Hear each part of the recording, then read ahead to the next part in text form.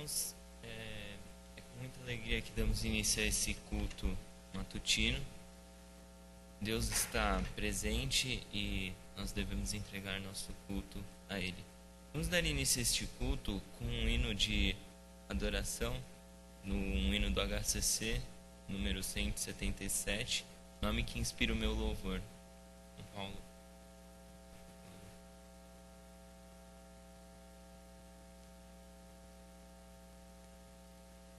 Cantemos com muita alegria, nome que inspira o meu louvor. Ninguém há separado. Tu és grande e grande é o teu nome em poder. Temos todos de pé?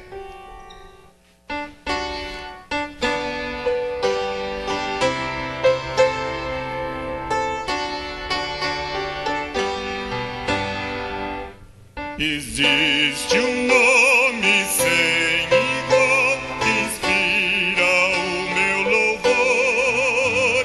Um som mavioso, divinal, é o nome do Salvador. Nome que inspira o meu louvor. Nome que inspira o meu louvor. Nome que inspira o meu louvor é o nome do Salvador. Jesus, o Salvador, me amou, sofreu cruciante dor e minha vida libertou na força do seu amor. Nome que inspira o meu louvor, nome que inspira o meu louvor, nome que inspira o meu louvor é o nome do Salvador. Jesus, por onde quer que eu vá, dirige o meu viver. Conforto e força sempre dá com seu amor e poder. Nome que inspira o meu louvor, nome que inspira o meu louvor, nome que inspira o meu louvor é o nome do Salvador. No céu um dia cantarei, dos salvos a canção, e plenamente entenderei quão grande foi seu perdão. Nome que inspira o meu louvor, nome que inspira o meu louvor, nome que inspira o meu louvor é o nome do Salvador.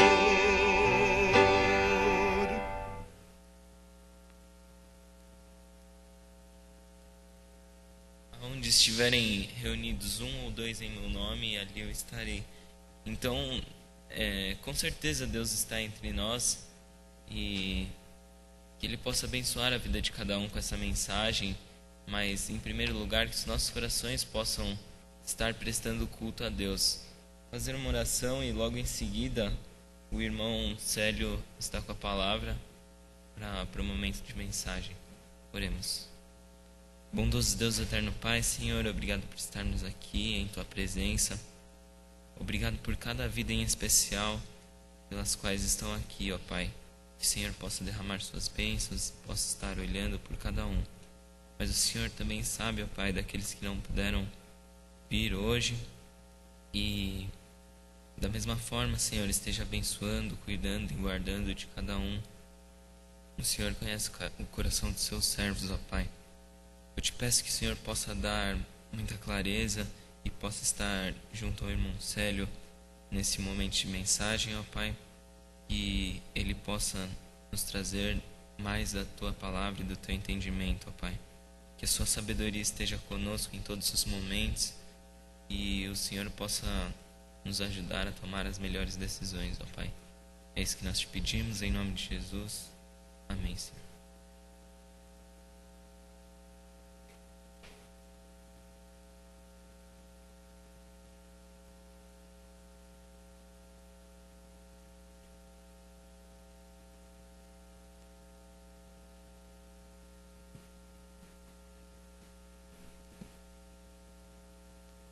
Aos irmãos que eu ainda não cumprimentei, que chegaram depois que eu começou, o meu bom dia. Deus os abençoe e que possa falar ao seu coração, como falou ao meu, ao preparar a mensagem desta manhã. Eu vou falar daqui mesmo, os irmãos não se incomodem, que eu acho que pela manhã é mais fácil, a gente fica um pouco mais próximo. Meu desejo até era ficar ali embaixo, né? Mas o departamento de som prefere que o som esteja montado aqui em cima. Então eu vou falar daqui. Na quarta-feira o pastor me ligou, dizendo que precisava de alguém para trazer a mensagem nesta manhã, então eu aceitei. Estou pedindo inclusive ao Felipe que passe o programa comigo antes, porque eu tenho que depois sair. E estou dando aulas de escola dominical no Jardim Santo Eduardo, com o pastor, o irmão Wagner, não o pastor, mas o irmão Wagner, pai do Leandro, do Rogério, está de férias e ele é quem dá aula lá. Ele me pediu, mas eu falei, mas dá tempo. Eu terminando aqui 10 para as 10, lá começa 10h20 a escola dominical, eu poderia estar lá em tempo. E aí estava orando, pedindo ao Senhor uma mensagem para compartilhar com os irmãos, e o Senhor me deu a mensagem que eu poderia intitular de cristão, um seguidor de Cristo. E ao ler o boletim, inclusive o editorial do pastor Wagner, eu disse, o Senhor está dirigindo a palavra, né? No editorial de hoje, os irmãos que não leram ainda, quando lerem, poderão perceber que o pastor Wagner está falando sobre os crentes, os cristãos de hoje, as igrejas chamadas cristãs de hoje. Só algum detalhe que ele colocou aqui. O texto dos Salmos, nossos corações não voltaram atrás, nem os nossos pés se desviaram da tua vereda, porque hoje há muitos desvios da tua vereda, não é? E ele fala de uma revista que falava sobre pessoas que migram de igreja para igreja, ficam buscando uma igreja onde ele não tenha grandes compromissos, onde ele possa somente receber benefícios da palavra, das bênçãos que aquela igreja possa estar pregando, que vai dar para ele, mas ele não quer um comprometimento direto com Cristo, ele não quer estar fazendo nada que realmente possa comprometê-lo na sua vida social, familiar, profissional. E é sobre isso que o pastor Wagner está dizendo, uma igreja para mim. Os irmãos leiam, muito bom, eu estive lendo agora há pouco. Muito boa a mensagem do pastor Wagner, e ela praticamente traz a ideia que eu vou passar para os irmãos hoje, nessa mensagem que eu vou trazer para os irmãos, sobre ser um seguidor de Cristo, como cristão. Vamos ler em Atos, um texto bíblico para nossa orientação nessa palavra. Atos capítulo 11, versículo 19 a 26. 11, de 19 a 26.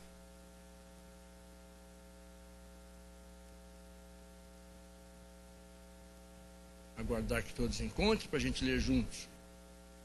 Atos 11, desculpe. De 19 até o versículo 26. Acho que todos encontraram. Os que tinham sido dispersos por causa da perseguição desencadeada com a morte de Estevão chegaram até a Fenícia, Chipre e Antioquia, anunciando a mensagem apenas aos judeus. Alguns deles, todavia, cipriotas, sireneus, foram a Antioquia e começaram a falar também aos gregos, contando-lhes as boas novas a respeito do Senhor Jesus. A mão do Senhor estava com eles, e muitos creram e se converteram ao Senhor. Notícias desse fato chegaram aos ouvidos da igreja em Jerusalém, e eles enviaram Barnabé a Antioquia. Este, ali chegando e vendo a graça de Deus, ficou alegre e os animou a permanecerem fiéis ao Senhor de todo o coração. Ele era um homem bom, cheio do Espírito Santo e de fé, e muitas pessoas foram acrescentadas ao Senhor. Então Barnabé foi a Tarso procurar Saulo, e quando o encontrou, levou-o para Antioquia. Assim, durante um ano inteiro, Barnabé e Saulo se reuniram com a igreja e ensinaram a muitos. Em Antioquia, os discípulos foram pela primeira vez chamados cristãos. Só que nesse tempo, quando foram chamados de cristãos, a conotação desse termo era pejorativa. Porque ser cristão era ser seguidor de um derrotado na Palestina, ou na Palestina daquele tempo. Era uma pessoa que tinha sido crucificada, abandonado pelos seus discípulos.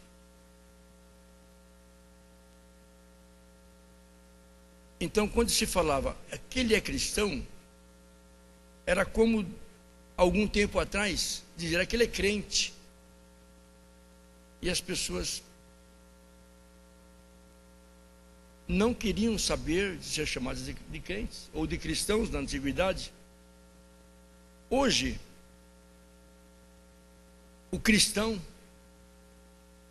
é chamado de evangélico.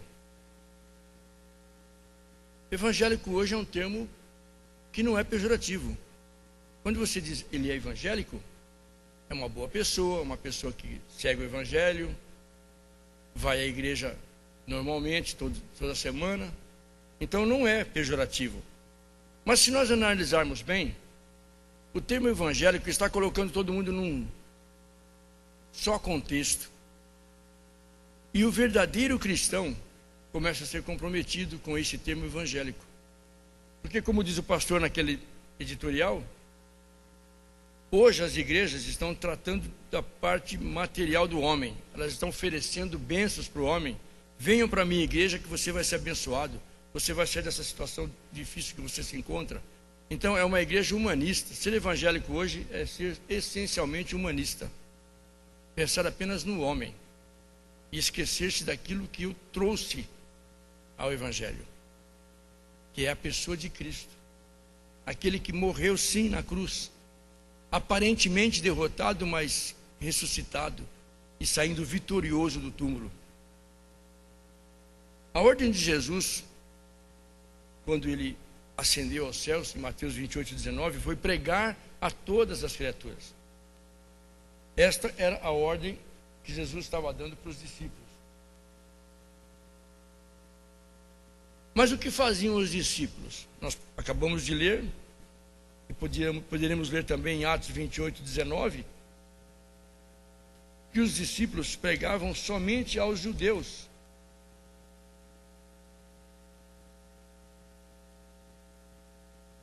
Todavia, tendo os judeus feito objeção, não é 28:19, é 18:19. A gente às vezes digita errado, né? Depois vai ler, não está certo.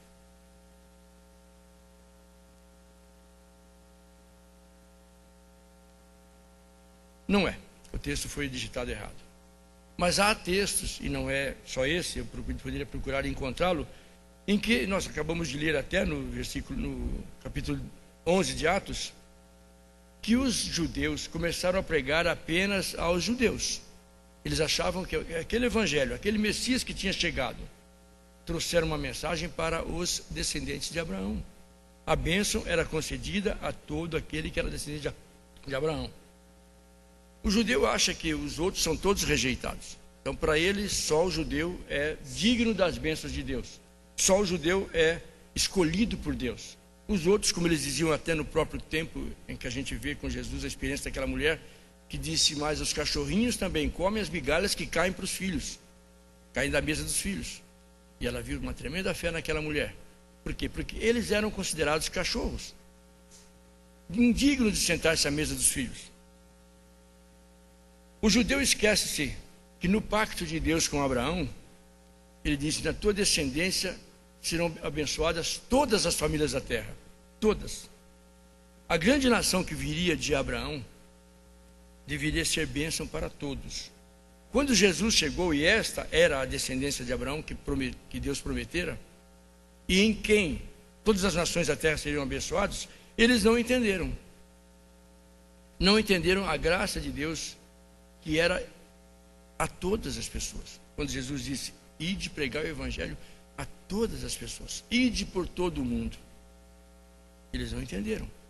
Muitos até após serem convertidos, quando viram gentios se convertendo, queriam que eles entrassem primeiro na lei mosaica, primeiro aceitassem o ritual mosaico.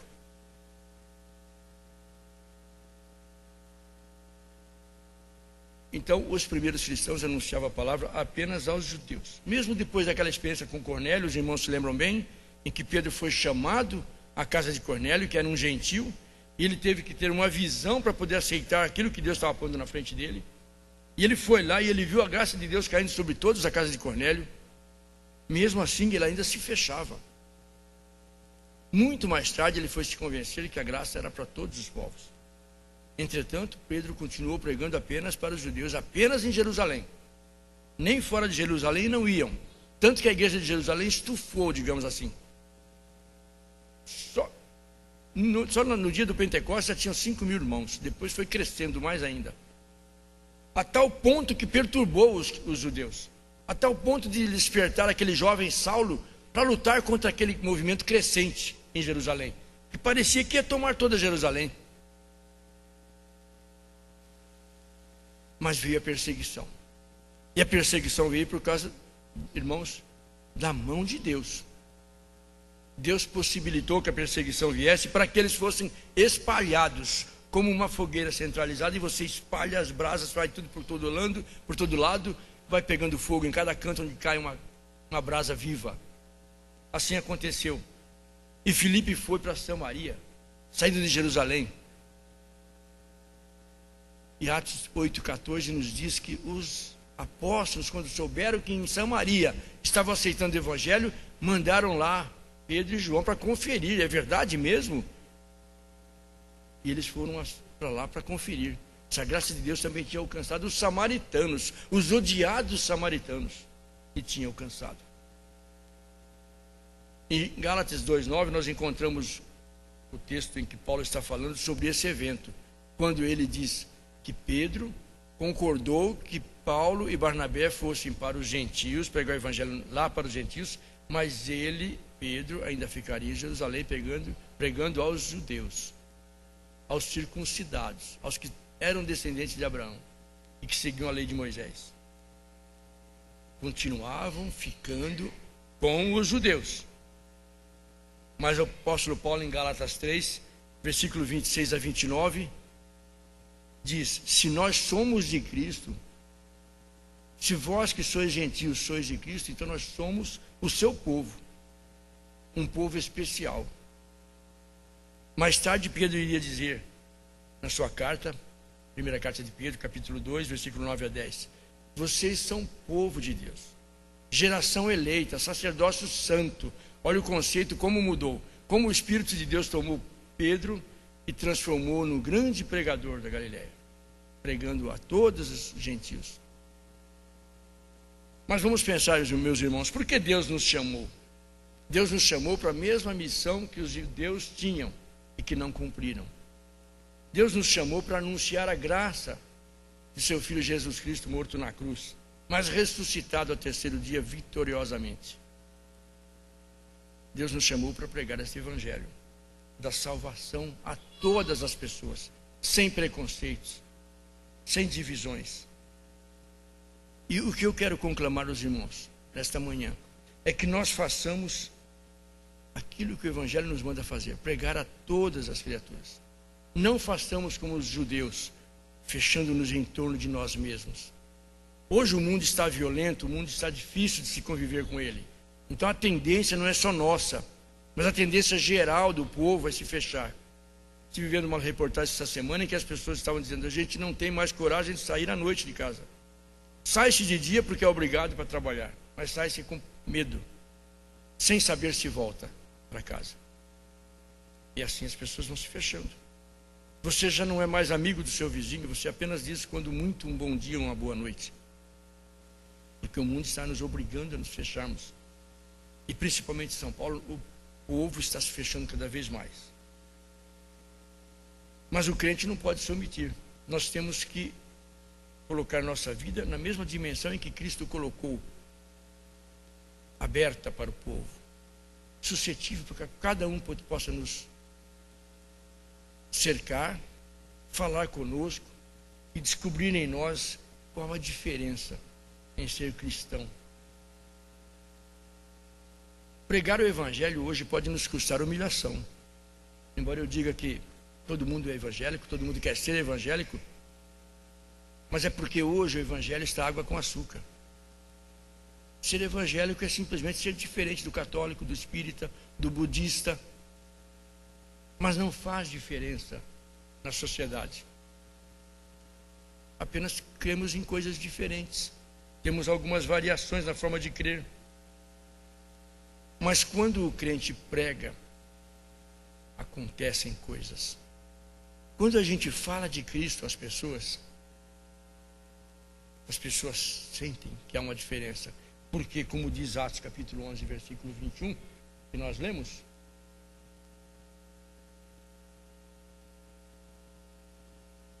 a mão do Senhor estava com eles, e muitos creram e se converteram ao Senhor. Um pouco antes eles dizem: alguns deles, todavia, cipriotas e sireneus, foram a Antioquia e começaram a falar também aos gregos, contando-lhes as boas novas a respeito do Senhor Jesus. Então eles estavam agindo e contando as boas novas. O que é boas novas? Evangelho, boas notícias do amor de Deus. É isso que nós temos que contar para as pessoas. Há uma boa notícia. Já tem 2000 anos, mas continua nova para cada geração.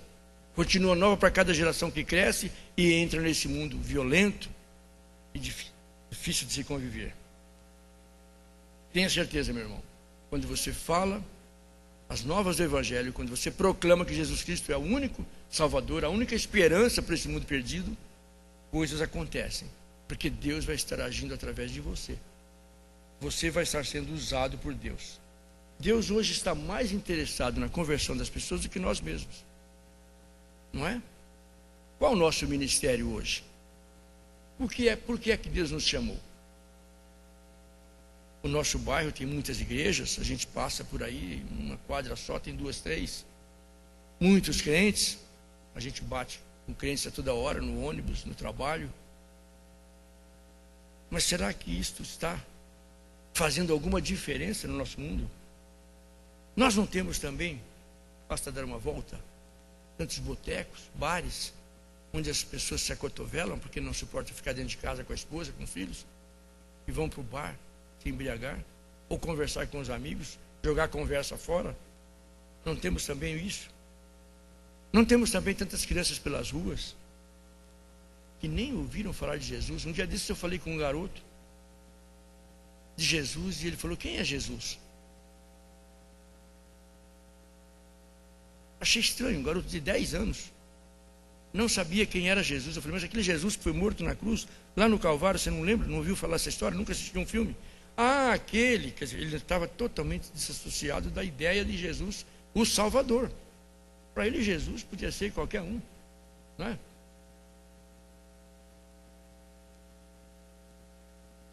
Não há ao nosso redor tantos jovens aprisionados aos vícios. A Cracolândia é um terrível sintoma do que nós estamos vendo na nossa sociedade. Os jovens caem aos níveis mais baixos do ser humano. E às vezes não temos nós mesmos em nossas casas parentes, filhos, pais, irmãos que não têm a salvação, não conhecem Jesus, estão professando uma religião que vai levá-las para o inferno. Há muito trabalho, irmãos. Nós precisamos pregar o Evangelho a tempo e fora de tempo, como diz a palavra de Deus. Precisamos olhar ao nosso redor, precisamos sair do contexto eclesiológico em que nós nos encontramos, dentro das nossas igrejas. Nós estaremos, próximo mês, indo até Nova Campina. É uma atitude de sair fora das 4 paredes. Os jovens estarão apresentando uma mensagem cristã num ginásio, não numa igreja. Num ginásio, onde as pessoas não vão ter preconceito nenhum para vir assistir. Esta é uma atitude louvável de Ebenezer. Mas nós temos que fazer isso o ano todo em nossa igreja. Nós precisamos sair das 4 paredes. Aqui nós carregamos as baterias. Aqui nós crescemos no conhecimento da palavra. Aqui nós recebemos a força que o Espírito Santo pode nos dar quando estamos juntos. Porque quando nos reunimos como igreja, Deus está presente corporalmente. O corpo de Cristo, o grande mistério de que Paulo fala, são os irmãos reunidos. Mas quando nos separamos, nós vamos imbuídos dessa mensagem. Faço parte do corpo de Cristo. Tenho uma missão. não estou sozinho, Cristo está comigo. Olhemos ao nosso redor. Somos felizes porque temos Cristo, mas quanta infelicidade está aí fora. Jesus nos promete a vitória. Nós temos que acreditar nisso. Ainda que venham aparentes derrotas, quando o irmão se sente humilhado porque falou a alguém de Jesus e ele te desprezou, lembremos-nos de que Cristo nos falou: no mundo vocês vão ter aflições. Não pensem que vai ser um paraíso. O paraíso foi de onde Adão foi expulso, e desde lá nós estamos querendo voltar, e Jesus está providenciando. Nós estamos estudando lá na Jardim Santo Eduardo a escola, a revista da JUERP, e está em Gênesis. Estamos podendo ver, e eu estou descobrindo coisas. Para dar aula a gente tem que pesquisar, né? Para trazer coisas novas, porque o trivial todo mundo já sabe. Gênesis 1, 2, 3 é sobejamente conhecido de cristãos e irmãos. A gente tem que trazer novidades para que a pessoa possa perceber: olha, realmente eu não tinha percebido isso nesse texto. Então a gente descobre tantas coisas. E quando a palavra de Deus nos diz que o homem deixará seu pai e sua mãe e se unirá à sua mulher e será um só corpo, Paulo usa este fato do homem e da mulher se tornar um só corpo, indivisível, indissolúvel, para comparar com a igreja. Os irmãos vêm lá. Este é um grande mistério, diz Paulo. Eu não digo quanto ao casal, mas digo quanto à igreja. Paulo diz: a igreja é um grande mistério que esteve escondido dos homens por todos os séculos e só foi revelado para nós. Desde Jesus Cristo até hoje, os homens têm tido o privilégio de conhecer esse grande mistério, mas esse mistério só é revelado àqueles que creem em Jesus Cristo como Senhor e se tornam seus filhos. E este mistério nos mostra, irmãos, que como corpo de Cristo nós somos indivisíveis, indissolúveis. Nós temos que nos suportar uns aos outros, como diz a palavra, em amor.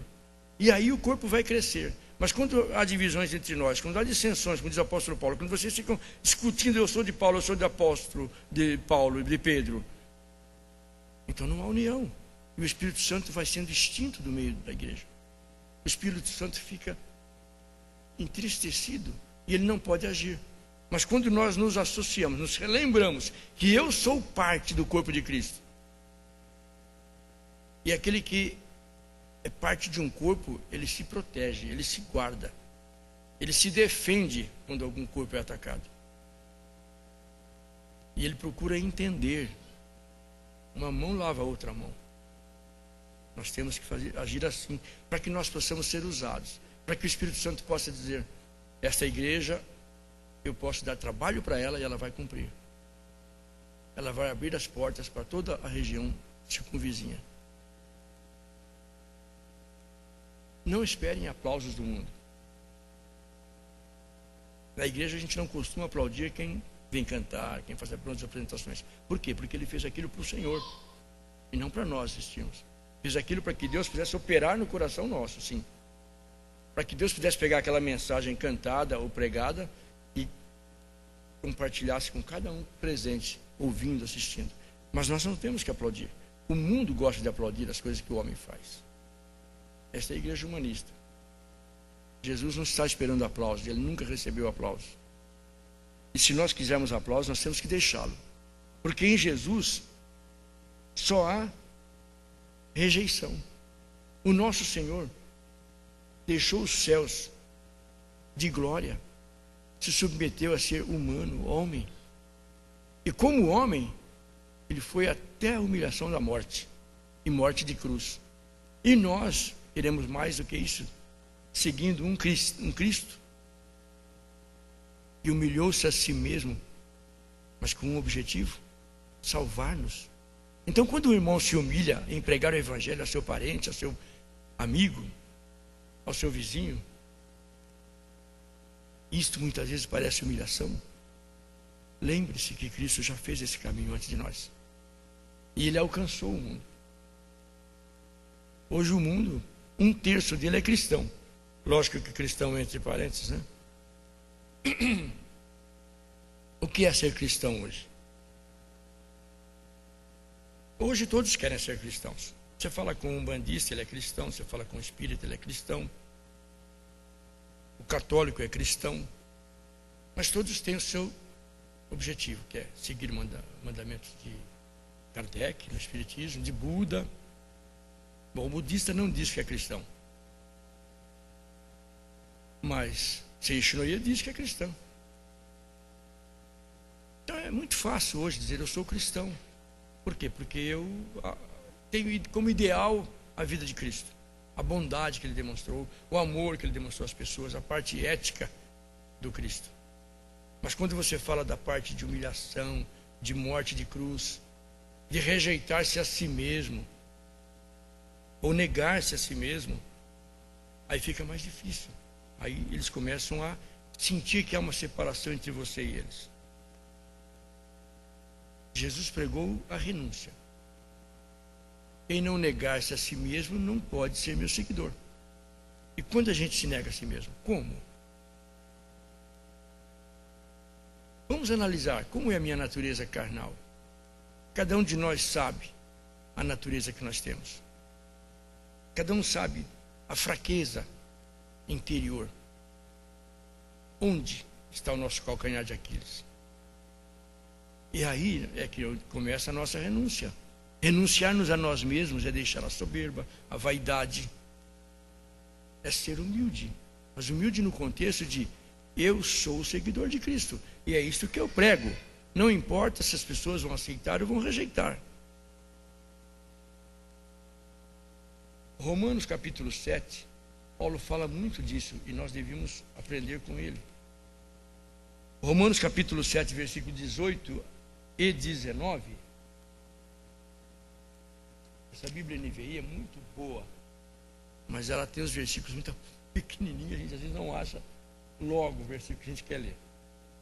Versículos 18 e 19. Está aqui.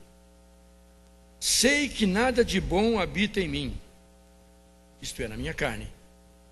Sabe quem está falando isso?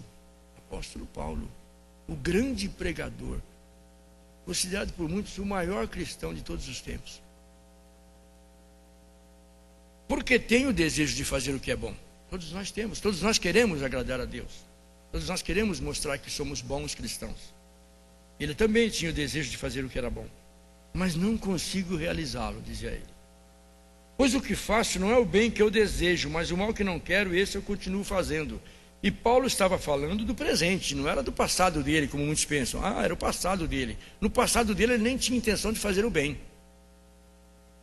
Ele queria apenas matar pessoas que contrariavam a sua fé religiosa, o judaísmo.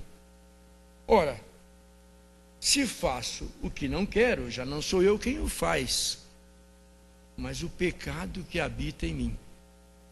O pecado que habita em nós, meus irmãos, é que procura nos controlar. Desde o Gênesis, quando Caim matou Abel, Deus disse para ele, agora, a partir de agora, o pecado está à sua porta. E o seu desejo será para servi-lo, mas você deve dominá-lo. Mas nós agora temos o Espírito Santo habitando em nós. Isso faz toda a diferença. Porque nós podemos confessar as nossas fraquezas ao Espírito que habita em nós. E clamar por ajuda, para que nós possamos realmente rejeitar as coisas que nós temos como tendência natural. Porque nós ainda vivemos na carne. Em nós nasceu uma nova vida. O Espírito Santo criou em nós uma nova vida. Mas essa nova vida ainda está em batalha com a velha vida, com o velho homem. E é isso que faz com que muitos cristãos não pareçam cristãos. Porque ele se deixa dominar pela carne. Ele prefere conformar-se a esse mundo. Não vos conformeis com este mundo, mas renovai-vos pela renovação da vossa mente. Paulo vai ao desespero nesse texto. Vejam, 24 e 25 ele diz: miserável homem que eu sou, quem me livrará deste corpo mortal?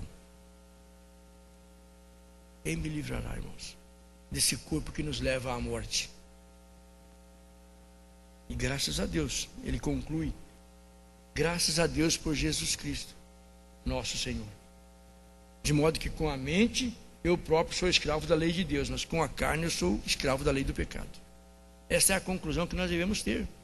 Nós ainda estamos escravizados à lei do pecado. Ela ainda fala ao nosso coração. Ela ainda nos clama. Mas nós somos escravos da lei de Deus, pelo Espírito Santo que habita em nós. Hebreus capítulo 13, versículo 12, nós lemos que Jesus Cristo padeceu fora da cidade. Vamos ler Hebreus 13, só para concluir a nossa meditação desta manhã. Hebreus capítulo 13, versículo 12, nos diz: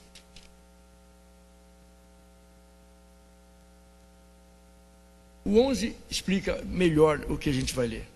O sumo sacerdote leva sangue de animais até o santo dos santos, como oferta pelo pecado. Mas os corpos dos animais são queimados fora do acampamento. O sacrifício tinha que levar o corpo do animal sacrificado para fora do acampamento. Isso no arraial judaico. No contexto do templo, tinha que sair do templo também. E no versículo 12 ele diz: assim, da mesma forma, Jesus também sofreu fora das portas da cidade, para santificar o povo por meio de seu próprio sangue.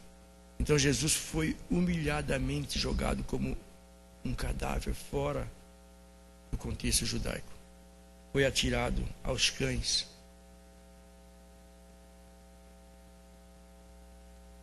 Versículo 13 nos diz: portanto, saiamos até ele, fora do acampamento, suportando a desonra que ele suportou. Nós não temos que procurar honra no mundo, nem aplausos. No mundo tereis aflições. A gente tem que suportar, como Cristo suportou a desonra. Temos que dizer às pessoas que são judeus, são romanos, são gregos, que nós somos cristãos, seguidor daquele Galileu, Nazareno, chamado por alguns. Bem no princípio eles eram chamados os seguidores do Nazareno, aqueles que seguiam o caminho. Então nós somos convocados a sairmos com Jesus, levando a sua humilhação sobre nossos ombros. No mundo tereis aflições. Nós temos que nos dar bem com o mundo? Temos, mas nunca com o custo da nossa fé. Filipenses capítulo 2, 5, 8 fala muito da humilhação de Cristo e nos diz: saiamos como Ele, tenham em vós o mesmo sentimento que houve em Cristo Jesus, que sendo em forma de Deus, não julgou como usurpação ser considerado Deus, mas tomou a forma de homem. E como homem ele foi até a morte de cruz, humilhou-se até a morte. É assim que nós temos que entender. A Bíblia nos manda seguirmos aquele que seguiu o caminho da humilhação. Ele pregava a verdade, nós temos que pregar a verdade. Se formos humilhados porque nós estamos fazendo coisas erradas no mundo, isso não tem valor nenhum. Mas se nós formos humilhados porque estamos seguindo a Jesus Cristo e pregando a verdade, que Pôncio Pilatos perguntou: o que é a verdade? E Jesus simplesmente não lhe deu resposta. Agiu e mostrou que a verdade não se submete aos homens. E ele disse, quando Pôncio Pilatos disse: você está nas minhas mãos, eu posso te dar a vida ou a morte. Ele disse: você não teria nenhum poder se do alto não te fosse dado. Assim nós também, irmãos, o nosso poder vem do alto, do Pai das luzes, de Deus. E nós temos que ter essa confiança. Saímos daqui e quando confrontados dizemos: eu sou seguidor de Cristo. Não basta dizer eu sou cristão hoje, porque vão te perguntar: cristão de onde? De que denominação? De que igreja? Eu sou cristão, eu sigo a Jesus. Tem que ter mais esse adendo, para que as pessoas possam ver a diferença. Mas o que é isso, ser seguidor de Cristo?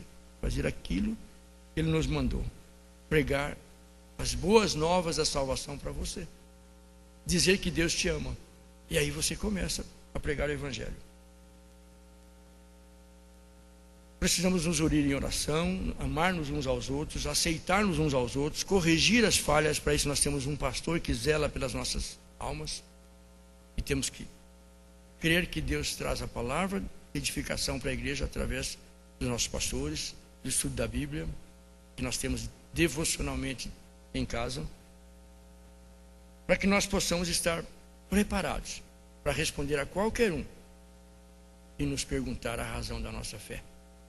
Que Deus possa abençoar os irmãos e que possam, cada dia, serem seguidores de Cristo. Precisamos pregar a Cristo, irmãos. Mas pregar primeiramente como o que foi crucificado e morreu por nossos pecados. Se não houver pregação da morte de Jesus, não adianta nada.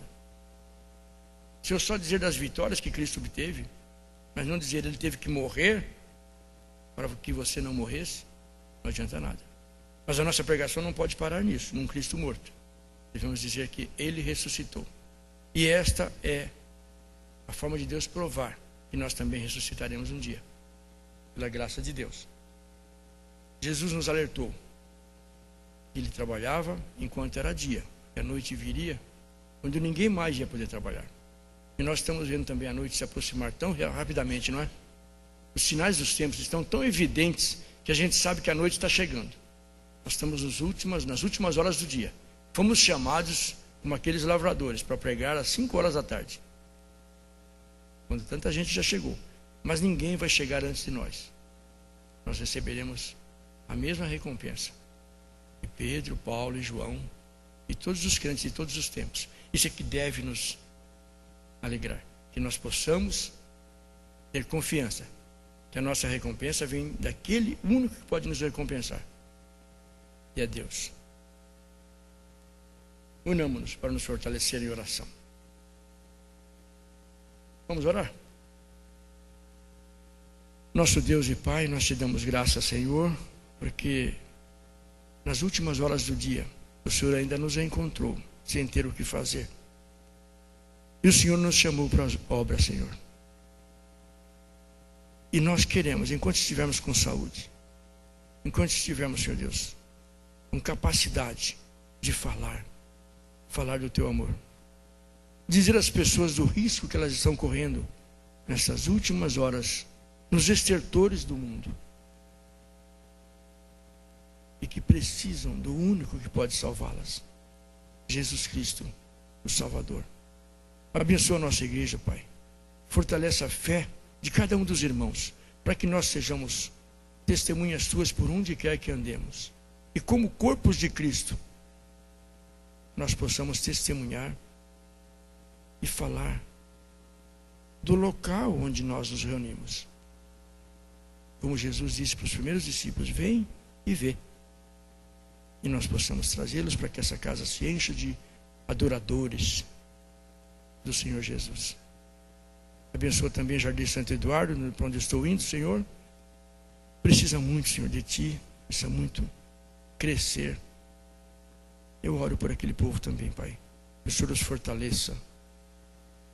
Abençoe Ebenezer. Abençoe o ID, que nós estaremos levando a efeito daqui a algumas semanas, Senhor. E Nova Campina seja realmente alvo do Teu amor. Que o inimigo ali não possa colocar barreiras para que as pessoas possam ouvir a mensagem que estaremos levando, de que Jesus Cristo os ama. Abençoa, Senhor Deus, também aquele evento, para que Ebenezer possa voltar felizes, contando aquilo que o Senhor fez através dos jovens e dos adultos que os acompanham.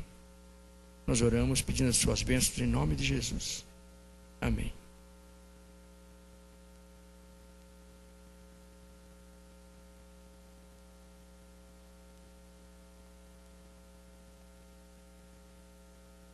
Graças a Deus por essa mensagem. Vamos cantar o próximo hino, é o hino 243. E os irmãos que se sentirem à vontade podem trazer seus dízimos e ofertas aqui ao gasofilácio.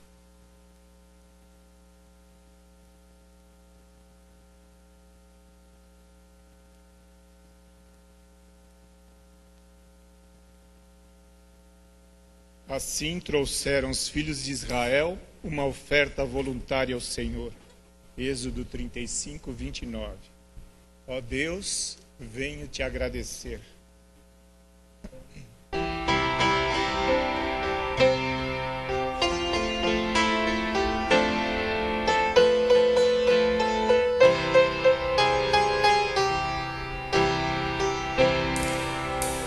Ó Deus, venho te agradecer as bênçãos que vêm só de ti, de tudo que tenho que eu possa trazer o melhor sem medir, e assim ao irmão ajudar, também as missões sustentar, e a minha igreja manter, que o coração eu possa abrir, e a ti, ó Pai, engrandecer.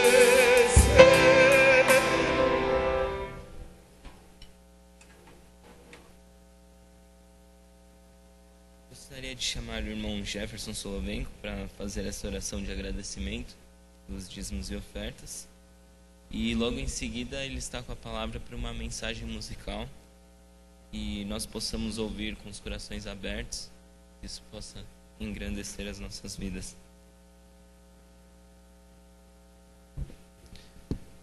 Oremos.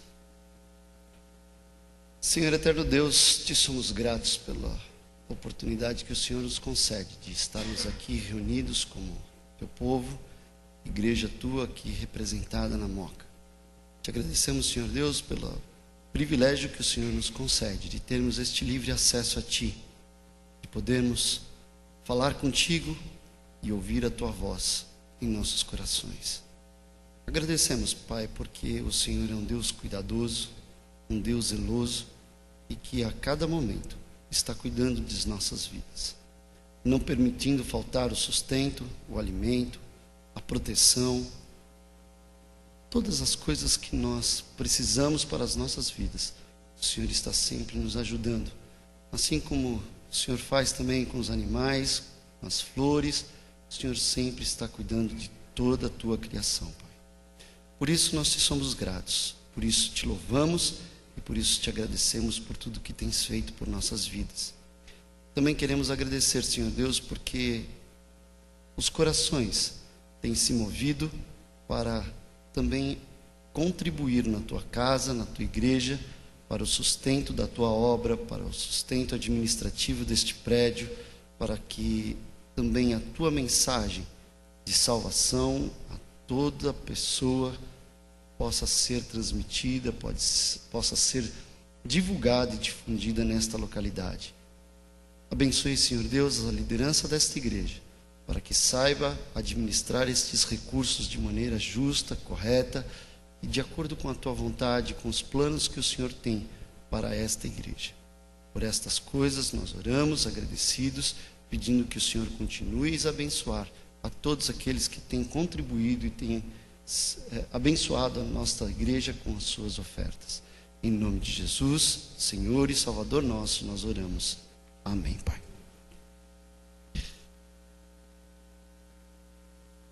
Antes de cantar, eu quero ler uma passagem do profeta Isaías, capítulo 64. E diz o seguinte: ó, se fendesses os céus e descesses, se os montes tremessem na tua presença, como quando o fogo inflama os gravetos, como quando faz ferver as águas, para fazeres notório o teu nome aos teus adversários, de sorte que as nações tremessem da tua presença. Quando fizeste coisas terríveis que não esperávamos, desceste, e os montes tremeram à tua presença. Porque desde a antiguidade não se ouviu, nem com ouvidos se percebeu, nem com olhos se viu Deus além de ti, que trabalha para aquele que nele espera. Saís ao encontro daqueles que com alegria praticam a justiça, daqueles que se lembram de ti nos teus caminhos. Eis que tiraste, porque pecamos. Por muito tempo temos pecado e havemos de ser salvos. mas todos nós somos como o imundo, e todas as nossas justiças como o trapo da imundícia. Todos nós murchamos como a folha, e as nossas iniquidades como o vento nos arrebatam. Já ninguém há que invoque o teu nome, que se desperte e se detenha, porque esconde de nós o rosto e nos consomes por causa das nossas iniquidades. Mas agora, ó Senhor, tu és nosso Pai, nós somos o barro, e tu o oleiro, e todos nós, obra da tua mão. Nunca se viu, nem com olhos se viu, nem jamais se percebeu, porque nunca existiu, outrora ou agora, e nem nunca haverá um Deus além de ti, que trabalha para aquele que nele espera.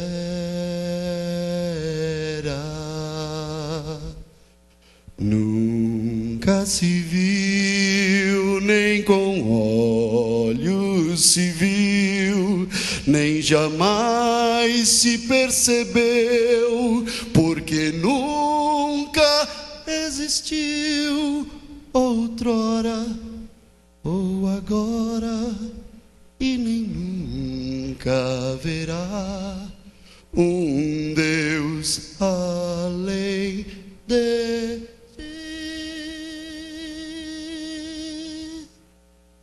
e trabalha para aquele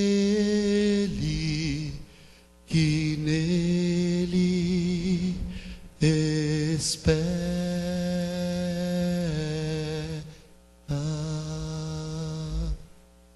Amém.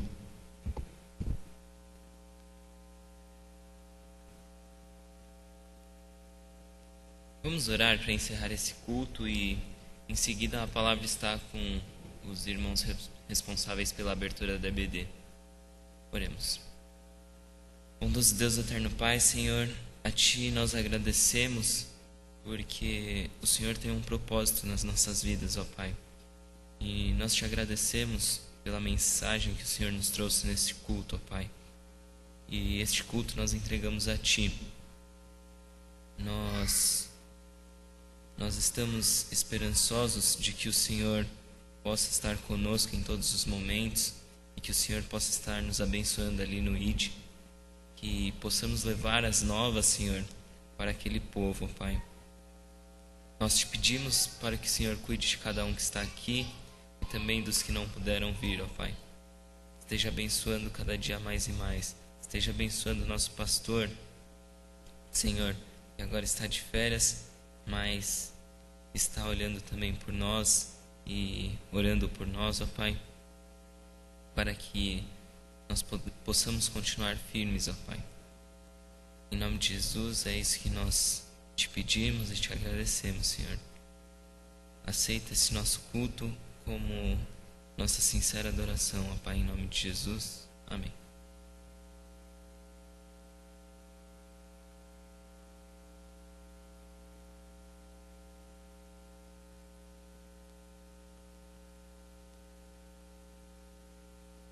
Como programado, hoje nós teremos a presença do pastor Stanstedt, que estará falando para nós nesta manhã, mas por enquanto nós estamos encerrando o nosso culto e iniciando o trabalho da EBD. Para conhecimento de todos que estão entre nós, nós não teremos divisão de classes, teremos classe única e antes disso nós teremos então o nosso café tradicional. Eu não sei se existe algum aviso a ser dado, que alguém precise fazer nesse instante, irmão Timóteo.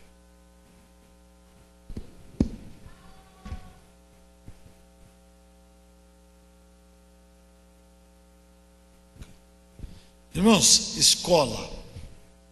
O que é escola?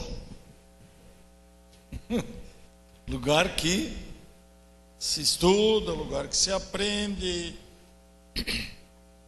Uma nova visão da escola tem sido dada aos professores nos últimos anos, que os professores antigos, nessas reuniões e discussões sugeridas pelo Ministério da Educação e Secretaria de Educação, não gostam muito. Então, a frase é mais ou menos a seguinte: se o aluno não aprendeu, não houve aula, não adianta escola, não adianta professor. O foco é o aluno, não é o diretor, nem o coordenador pedagógico e nem os livros e apostilas. É o professor falando, mas é os alunos entendendo. Irmãos, vamos começar o ano 2013 na escola bíblica dominical, focalizando o aluno.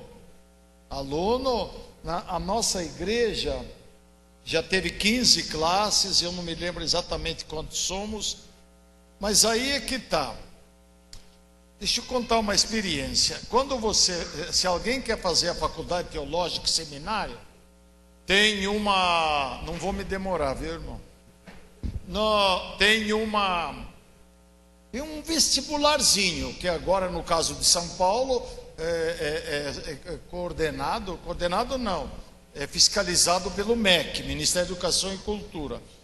Os alunos que estiveram na escola dominical estão muito na frente.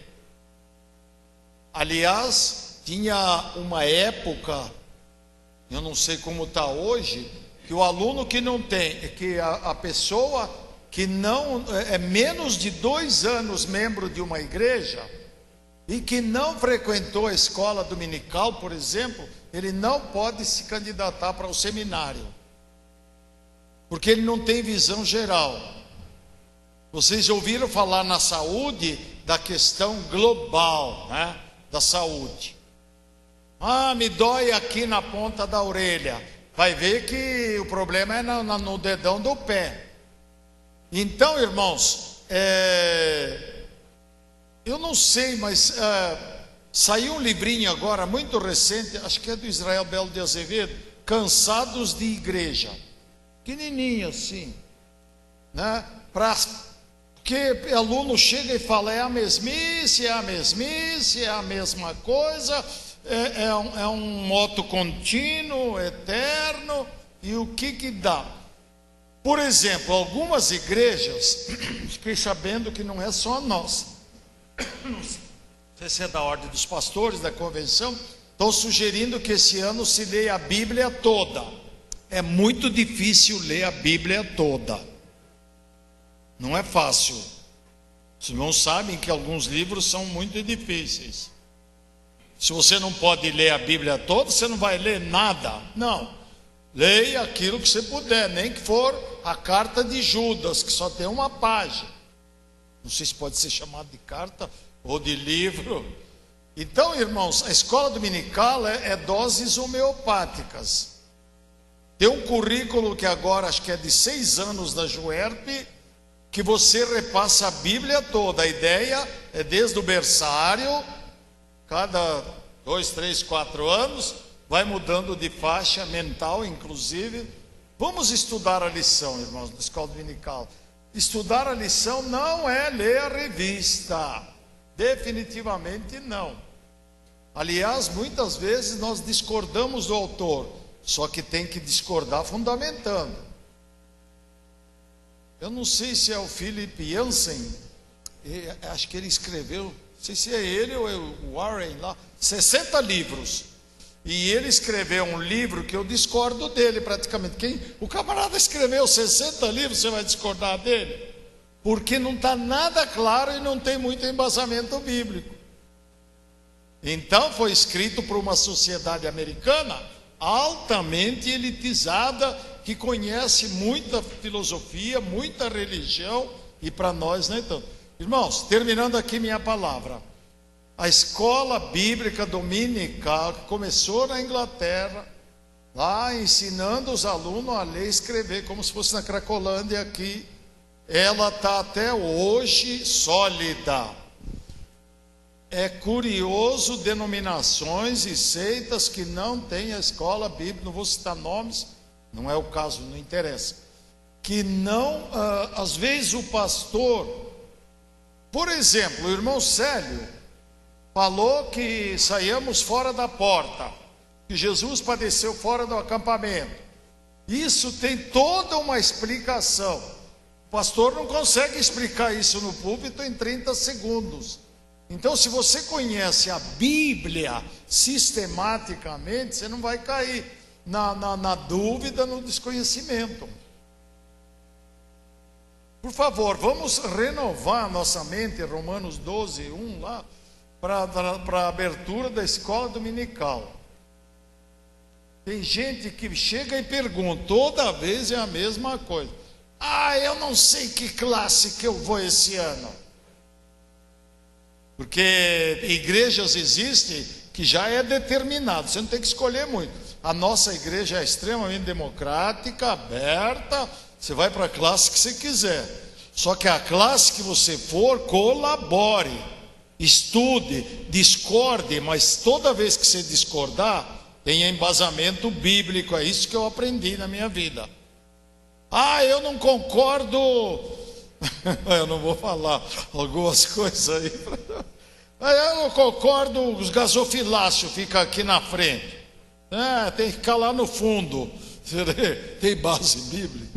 Muito obrigado e desculpa da severidade.